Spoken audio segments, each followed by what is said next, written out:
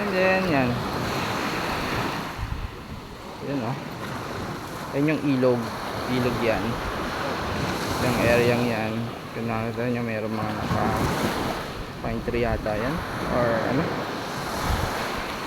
Tapos at diyan yung dumadalo yung ilog papuntang dagat. Ayan yan. Pinapasok na ng tubig dagat ang ilog. Okay. So balik naman tayo. Pabalik.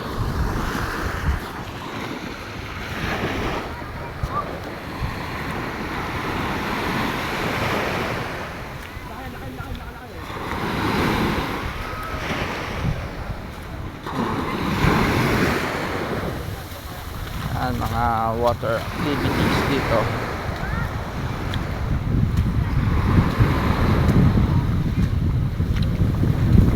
Uy, sarap ng beach.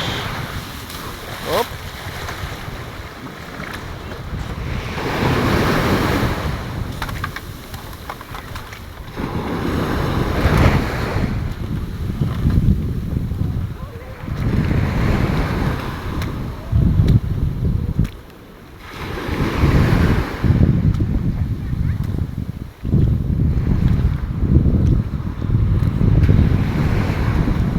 Actually kanina pa akong alas 5 ng umaga kasi una nag-jogging ako, tapos after kong mag-jogging pagdating ko dun sa may dulo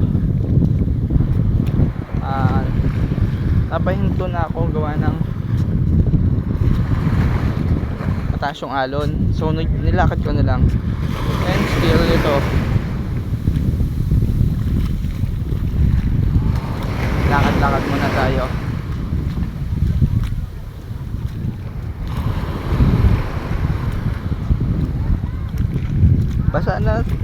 Basa na ang aking pants.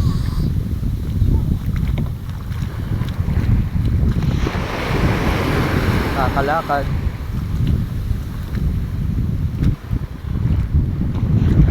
Magandang sarap maglakad dito oh. Pasigan.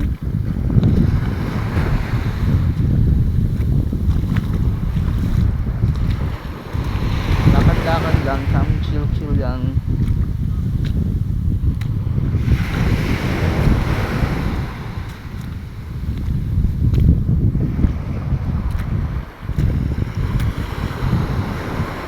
Iniisip ko nga kung meron yan sigurong mga kawain dyan sa gitna-gitna.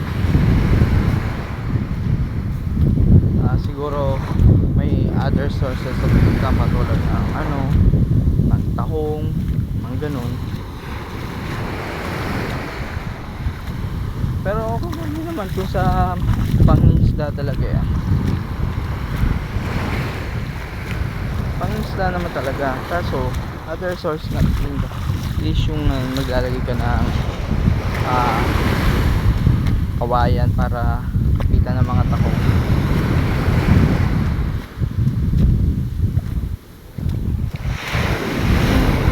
Diba?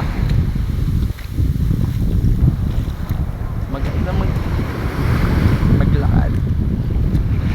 Papunta na ako sa mga kasama ko. Tamang video. Oo.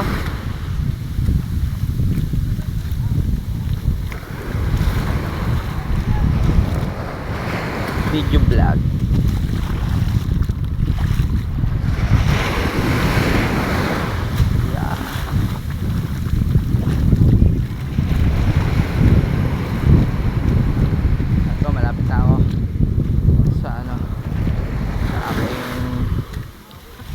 Resort na pinag-i-stayan.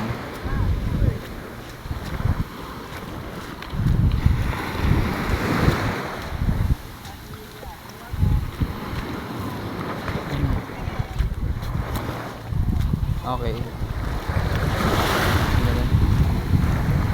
Okay, tama na. Tingin sila sa akin.